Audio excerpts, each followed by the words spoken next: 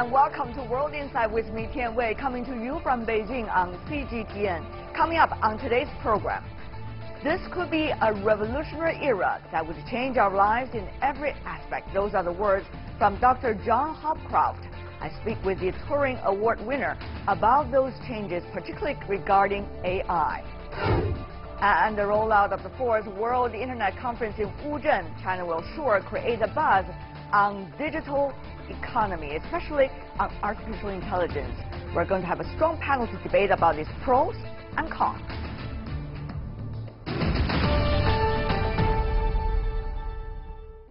We begin today's program with the buzz about the leaps in artificial intelligence in this day and age. AI may just be the great idea whose time has really come. In the water town of Wuzhen in China's eastern Zhejiang province, AI could step into the spotlight at the 4th World Internet Conference, which has just wrapped up. Chinese President Xi Jinping has sent a congratulatory letter, while Apple CEO Tim Cook and Alibaba founder Jack Ma both delivered speeches at the opening ceremony. The conference from Sunday to Tuesday has for its theme, Developing Digital Economy for Openness and Shared Benefits, Building a Community of Common Future in Cyberspace.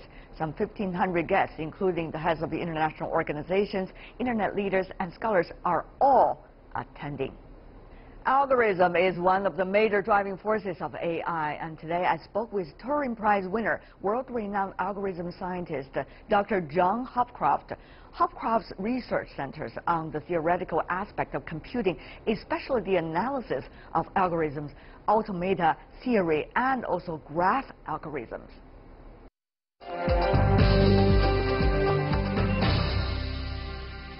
It's wonderful to hear you on the stage earlier talking about how algorithm, in fact, and also deep learning is being done. Help us understand more. First of all, deep learning. So deep learning is something relatively new in AI. In 2012, in a contest for recognizing images, someone developed a deeper network that did surprisingly better than anyone had done before.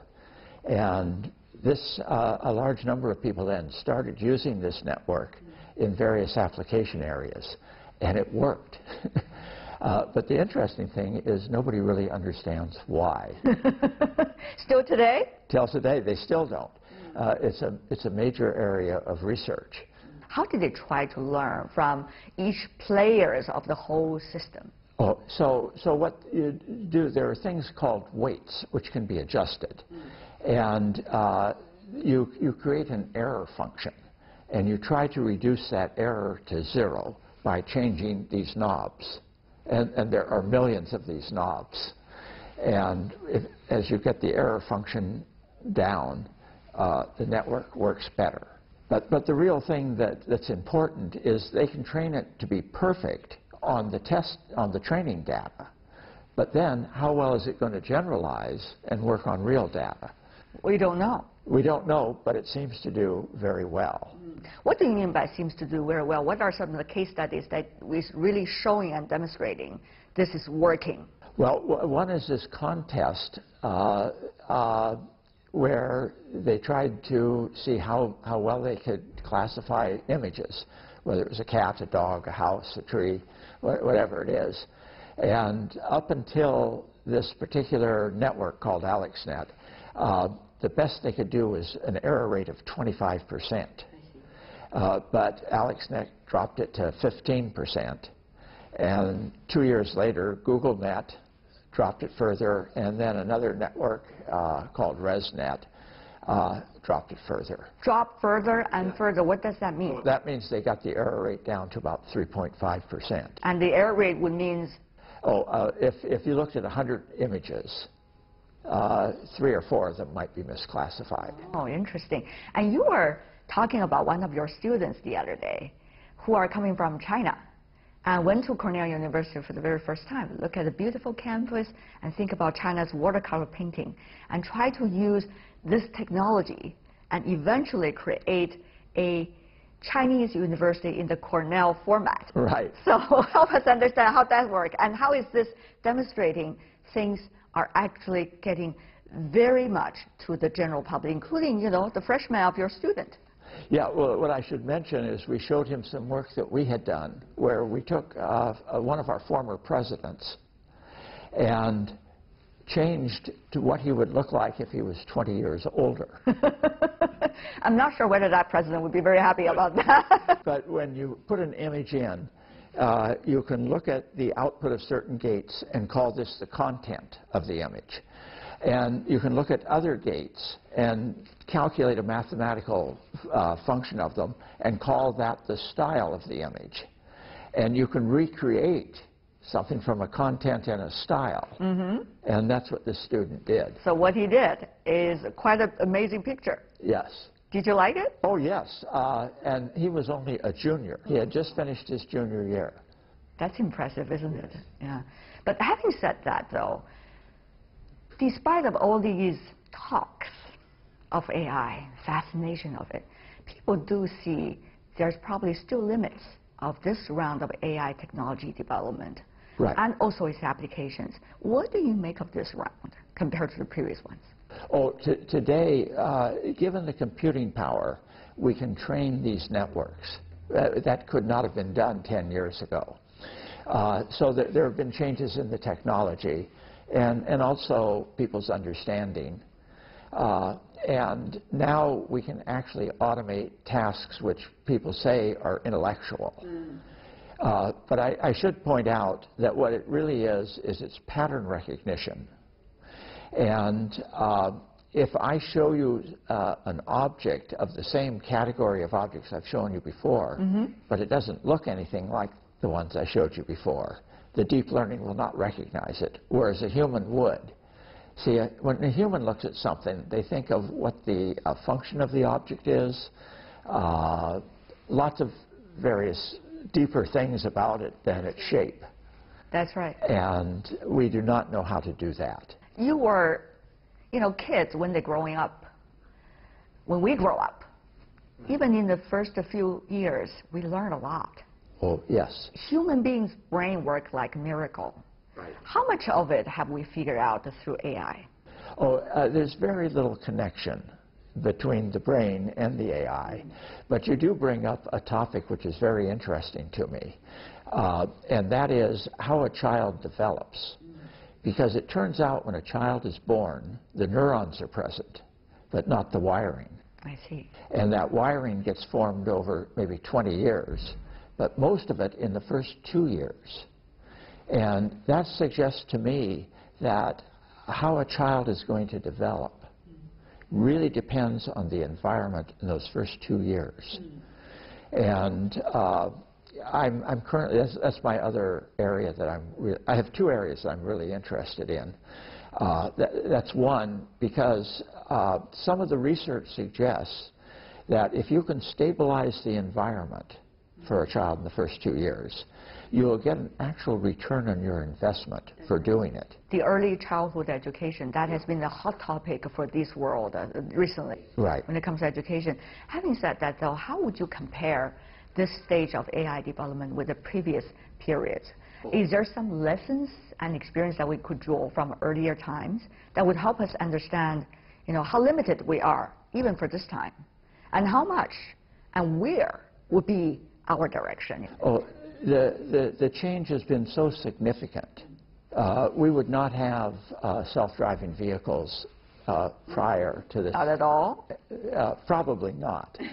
And there's just many things that it was just such a change that we don't compare the past. You don't? No. The computer major don't compare the past to the present?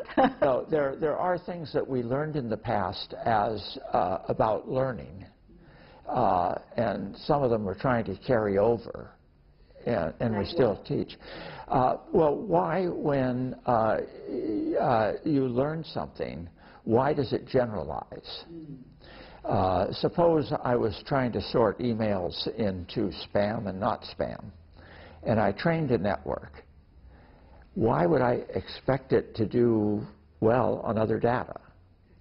And in the past, that was a problem that was studied and we understand.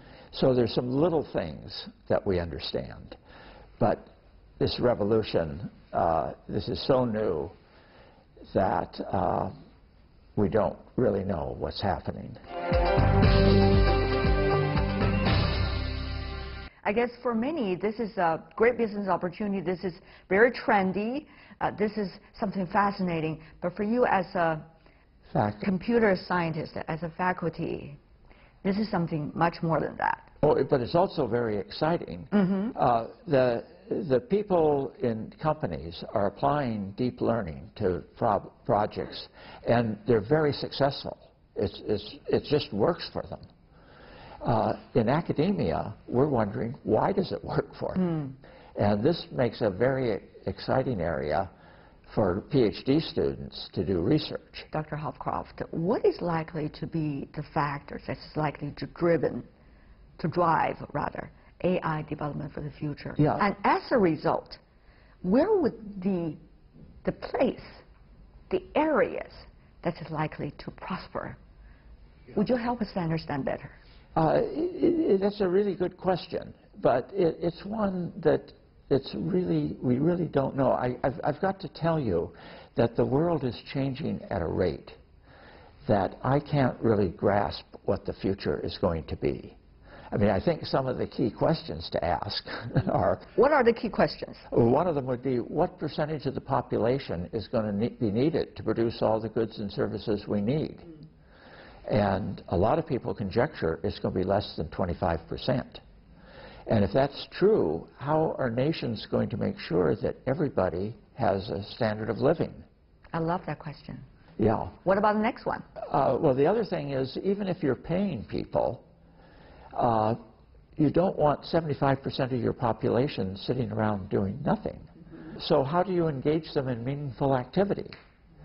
These are questions that we're going to have to seriously consider. Do you have some answers to a certain extent, in any degree?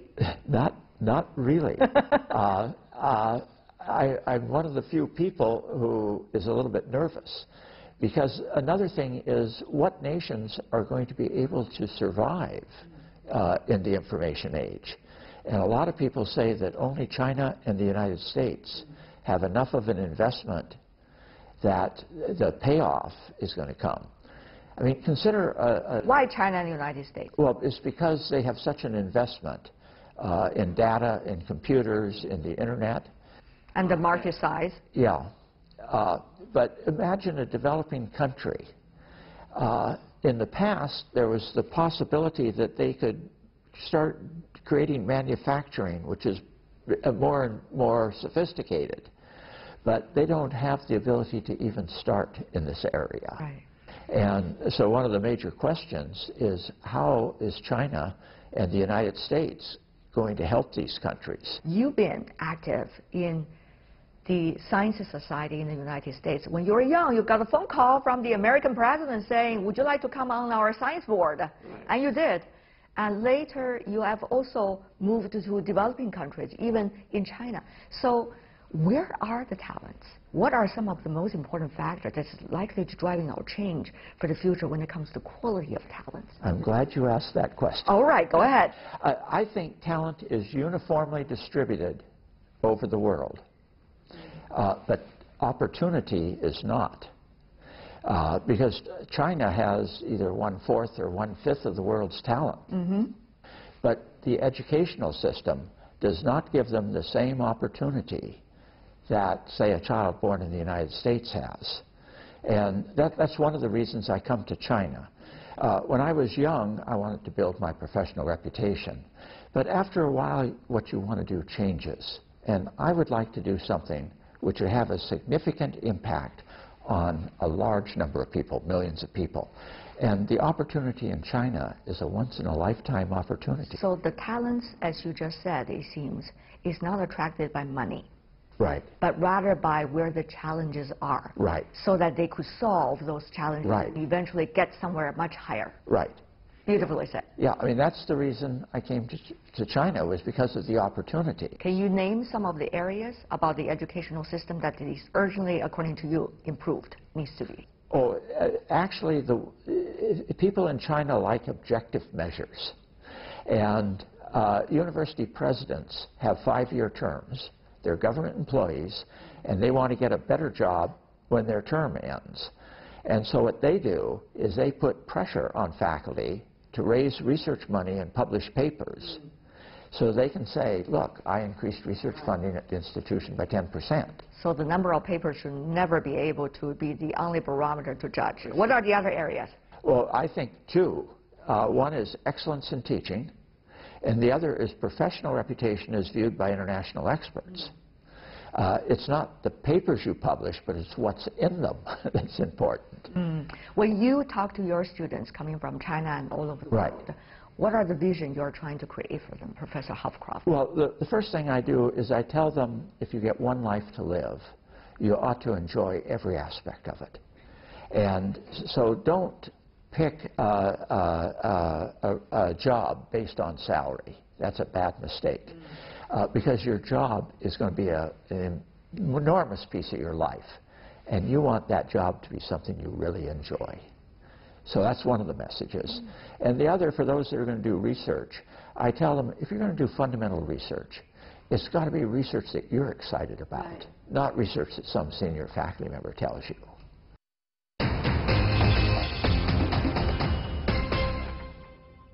And you're watching World Insight with me, Tian. Still to come on our program.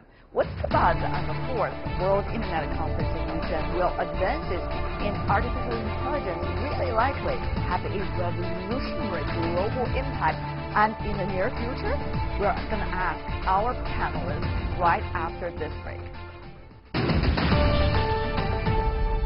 Welcome back. You're still watching World Insight with me, Tian Wei, coming to you Monday to Friday on CGTN. Research associated with artificial intelligence is highly technical and specialized. This technological frontier has more questions so far than answers as it speeds towards a more sophisticated development. Which begs the question, what is the current state of AI? What are the limits of AI at this time? And what about in the near future? How far or how close is AI from becoming an indispensable part of our lives? What would that eventually mean? Before our discussion with a very strong panel, take a look at this first. You may not have heard of them before, but Turing Intelligence is now the world's biggest Internet of Things intelligent platform. Alexa, turn on living room. Okay. Turn on curtain. By providing users with a one-stop smart home solution that covers hardware access, cloud services, and app software development, Turing makes products smarter for consumers, brands, original equipment manufacturers, and retail chains. Its IoT platform serves tens of millions of consumers per day for intelligent service needs, with over 5 million AI interactions, a staggering 200 million device requests, and accumulating data of 1 petabyte.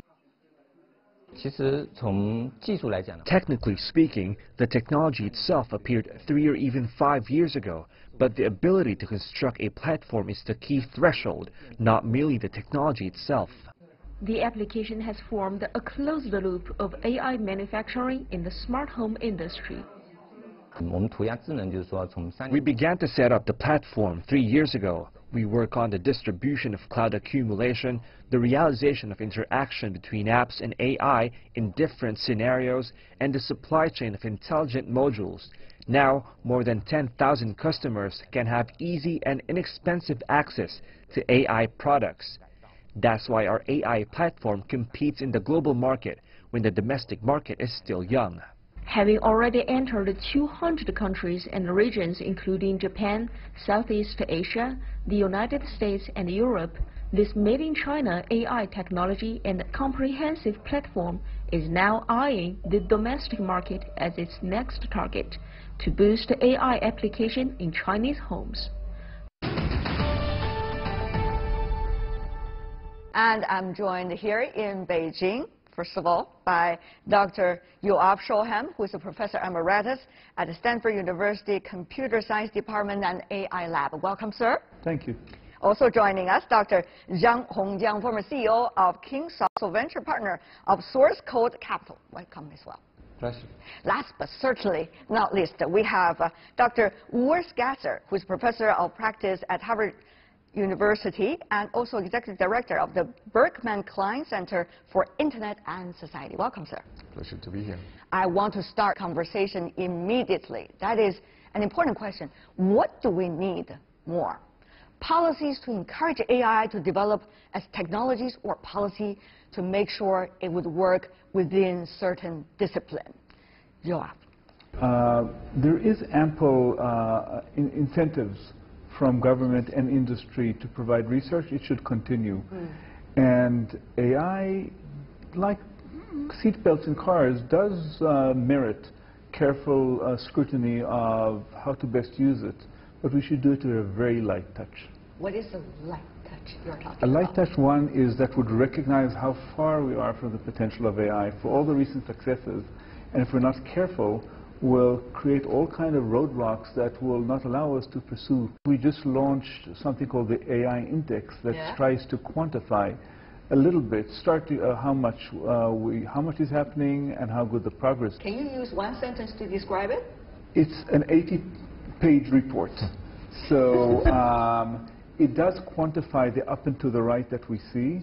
It shows the move from symbolic reasoning to statistical machine learning.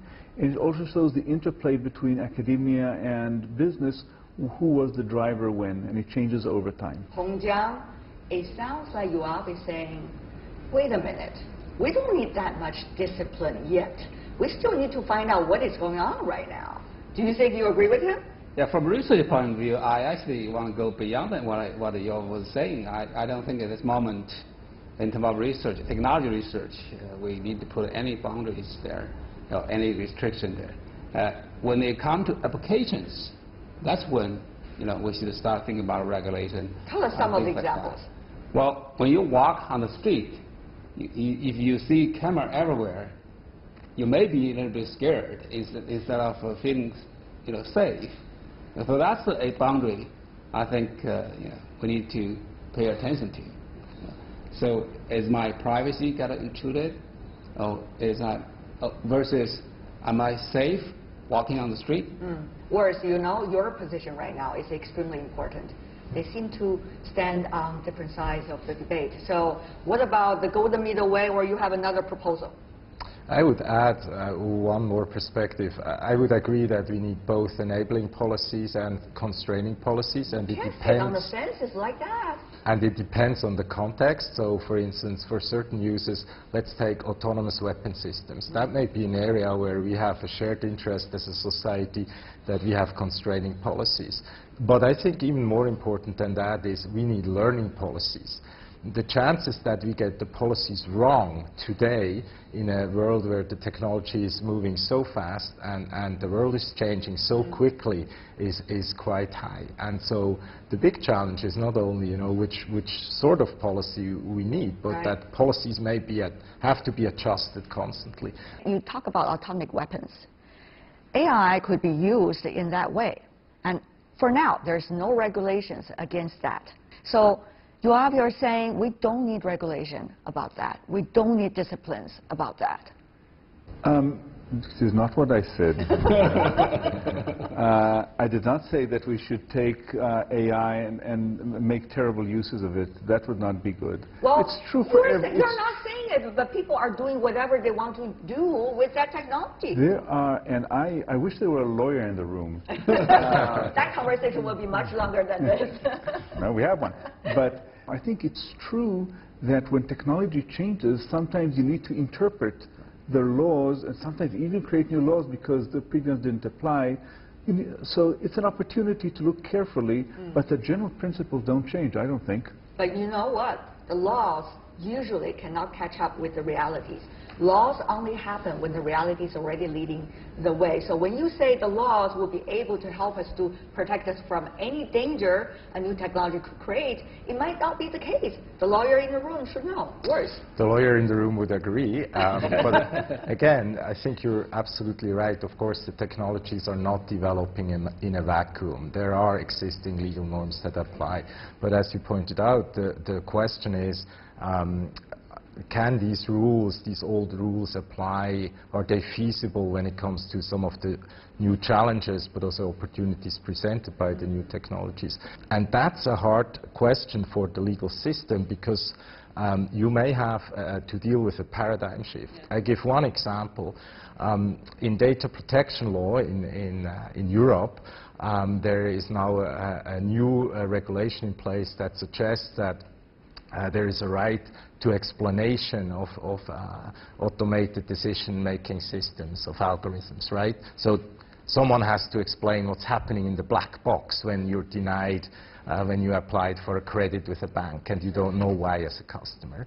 But the problem is that what seems straightforward from a legal perspective may be harder to ask from a computer scientist, because in the world of machine learning, it's not a trivial task to actually explain, exposed in an individual case, what has happened in the black box. You know the lawyer in the room, there is the scientist in the room that wants to challenge you. Go ahead, you are. I'll have you also to join later. May I?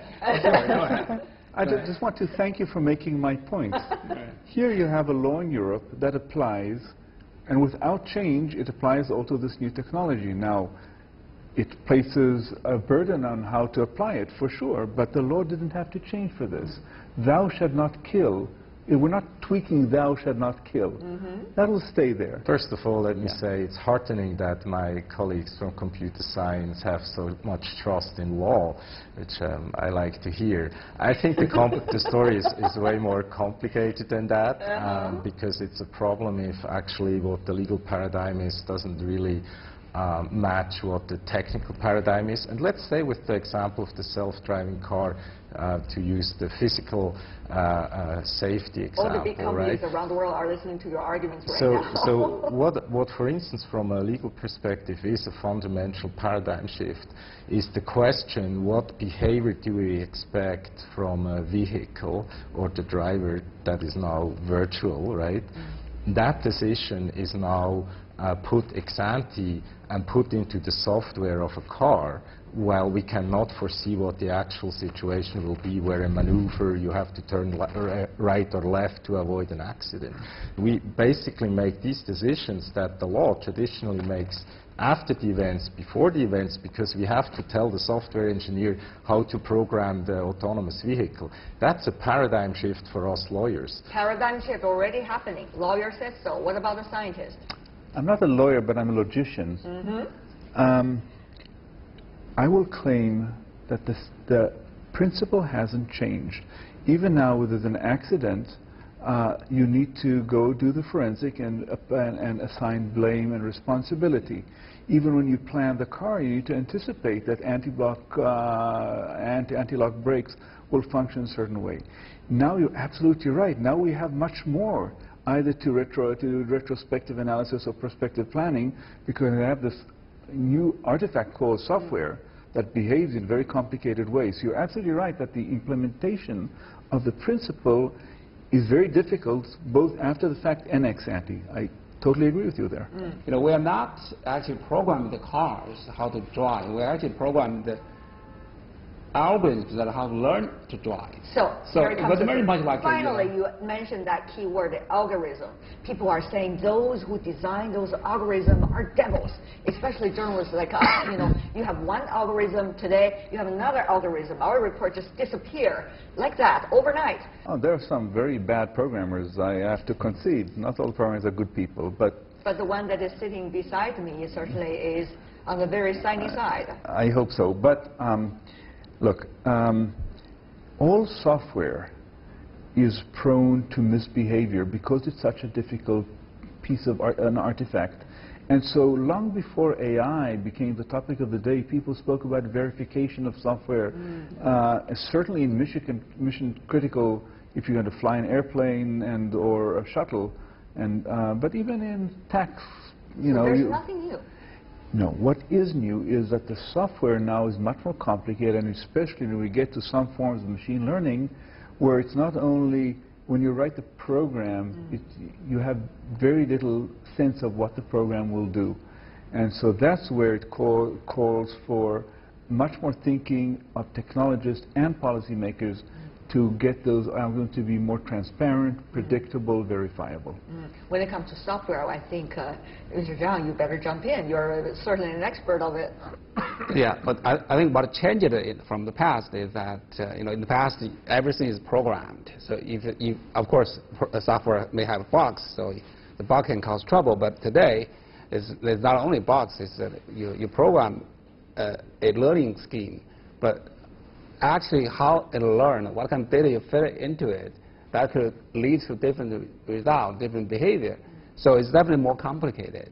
Should we entrust them about what kind of life we are going to have?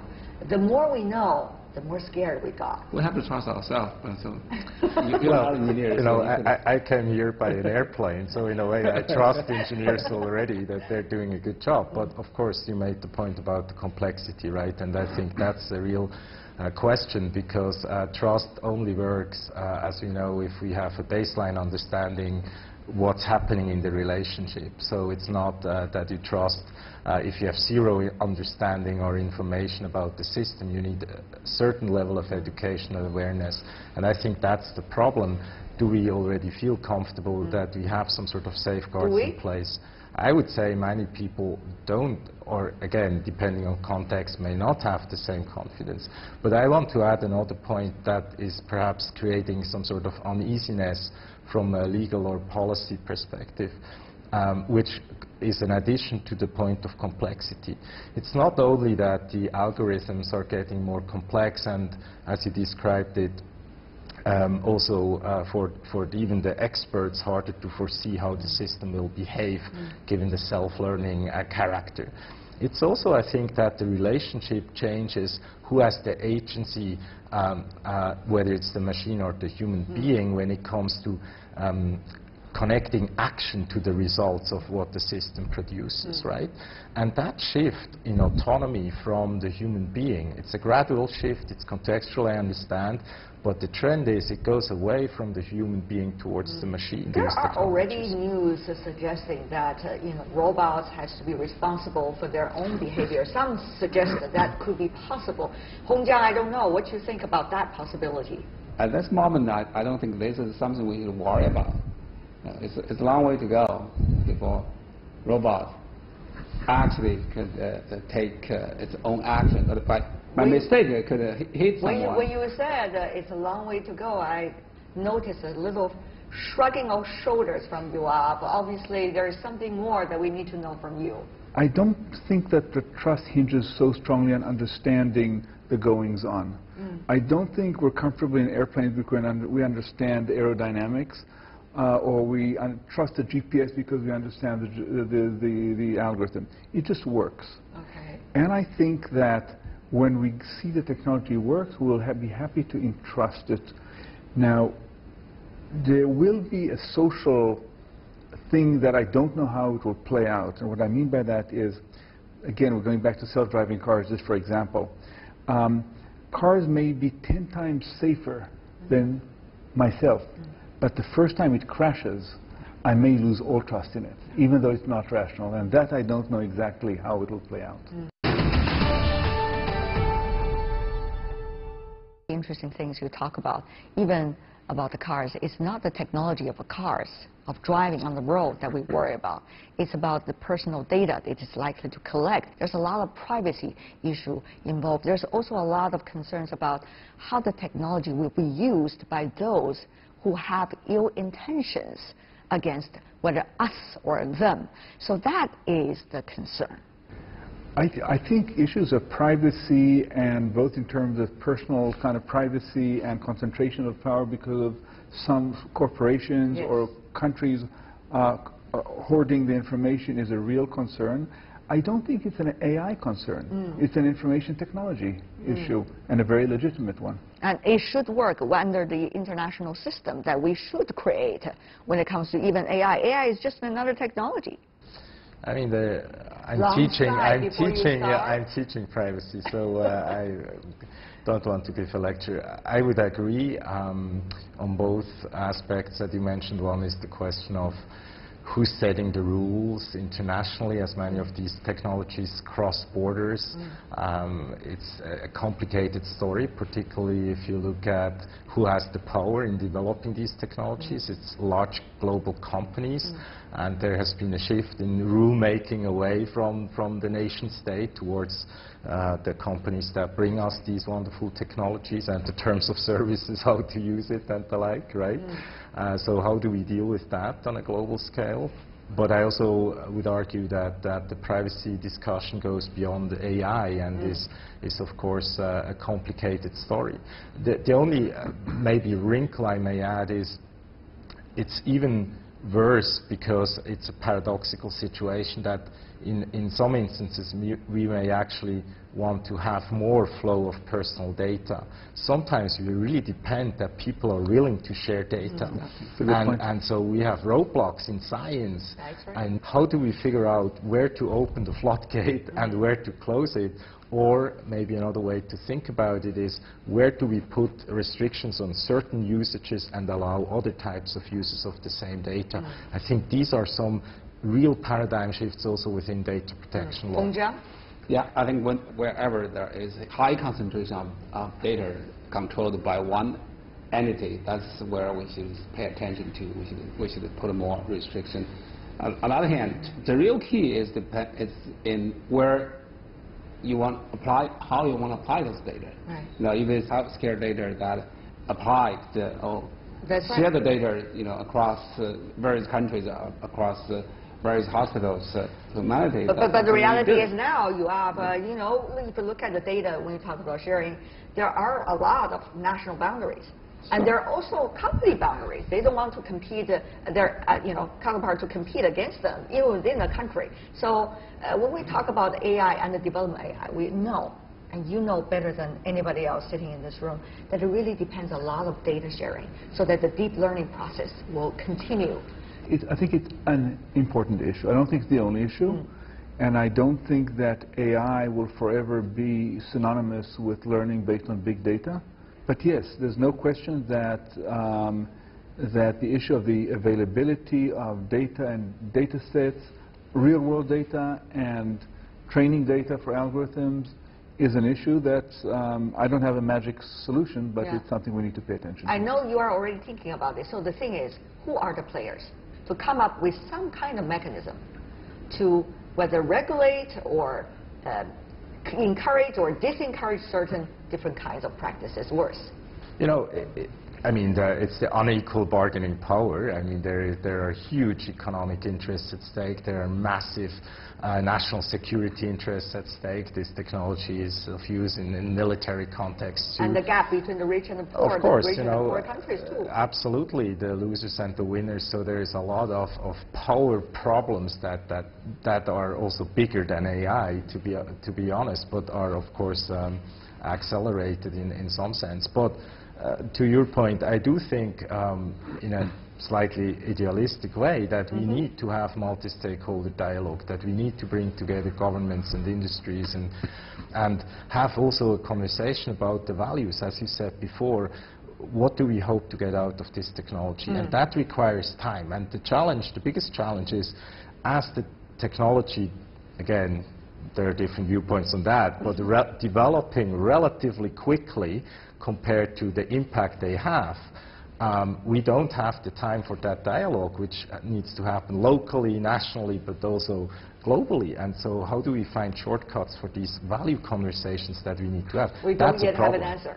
We don't have an answer. Sometimes when you really see complicated issues, you want to just put it aside and think about something you know. What do we know as human beings? History, our philosophy, what our ancestors has created, that's what we know. And I'll let Hongjiang to talk about that. In China, we have a debate from thousands of years ago. What is the nature of human being? To start with, is it the goodness in our heart, or is it the evil that is in our heart? If you look at a human has something that I don't think AI will never learn. That is, we have the appreciation of life. We have the fear of death. And so that's what differentiates us from machines. 人之初性本善. So whether it is goodness or evil, we don't know. That's a debate in China for thousands of years. But I will be on the more optimistic side. I think good intention. Is it wishful thinking? Yeah, good intention is where we started, and evil came out in the process. Yeah, I'm very optimistic here. We have been dealing with this problem for the last 30 years. So this issue has been debated for a long time. Okay. And we already have some rules coming out. We'll continue building more, understanding more rules, and so not something I really worry about. All right. Well, here comes the ultimate answer. One characteristic that defines a human being is the sense of free will, that they can make decisions free of any influence and chart their own course. There's a famous quote by an ancient rabbi, Rabbi Akiva, who said, "Hakol tzafui ve'rashut netuna," means everything is foreseen and free will is granted, a paradox in the same sentence.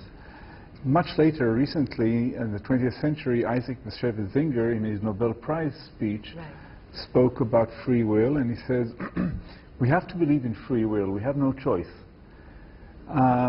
which is, of course, is a different kind of paradox. I think it'll be very interesting to think about machines and humans through the lens of free will. Can machines have free will? Do we? It would be an interesting conversation to have. Absolutely. Final words from you? Worse? Well, as a Swiss, I would say Switzerland is a country with a direct democracy. That is, people vote essentially on everything and anything. And I like that idea, to involve the people in important decisions of shared concern. But it also requires an educated public. And so my emphasis in terms of first principle would be education. And that's a big task given the complexity and the information asymmetries we touched upon. You know what, gentlemen, what we have said today will continue. I'm sure that debate will be repeated and continue in many different occasions. But for now, I really want to thank the three of you. Thank you so much. Yuval Shohan, Thank you. Zhang Hongjiang, and Urs Gasser. Really appreciate it. Thank you.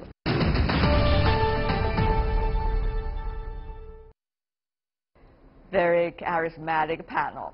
That is all the time we have for today. If you'd like to see more, try to find us World Insight CGTN into your search engine, or check out our YouTube channel. Also follow us on Twitter, Facebook, and Sina Weibo. From me, Tian Wei, and everyone on the World Insight team, thanks for watching.